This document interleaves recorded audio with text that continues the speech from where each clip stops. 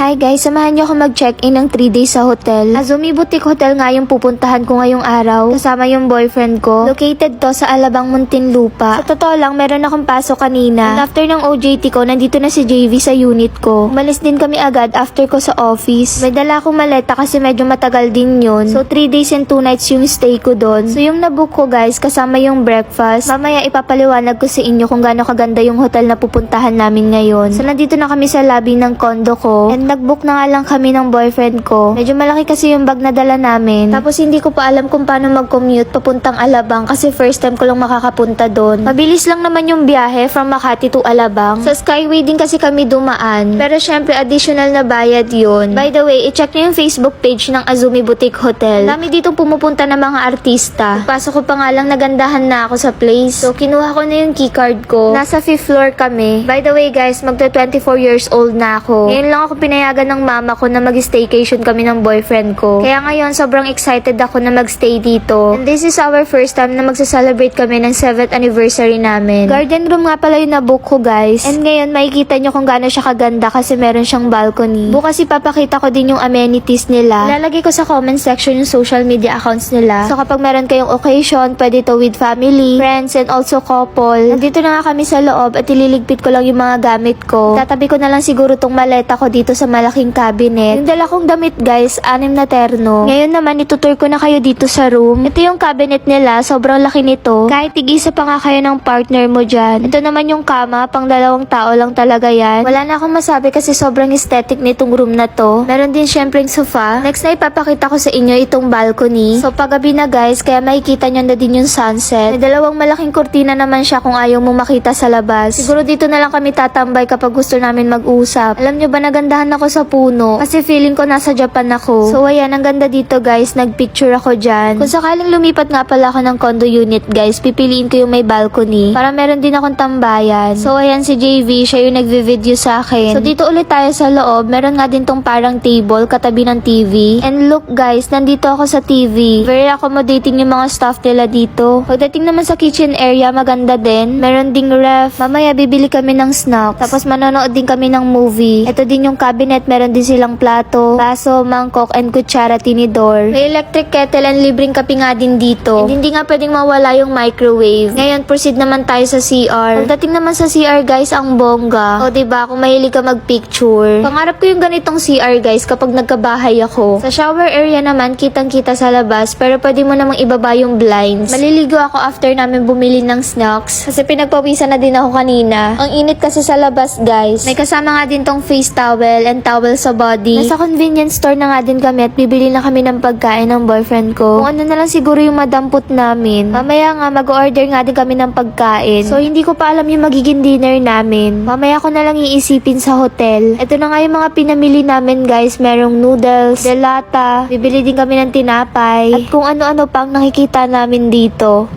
Sa mga oras na to guys, mga 8 PM na ata. Hindi ako sure pero hindi pa naman sobrang gabi. Kasi pagkarating namin sa hotel, nagpahinga lang naman kami ng konti. Tapos dumiretso na rin kami dito sa convenience store. Ayan yung mga pinamili namin na parang hindi naman mauubos. Almost 1,000 din yan. So ayun lang naman guys, i-update ko kayo sa day 2. Magsiswimming tayo bukas.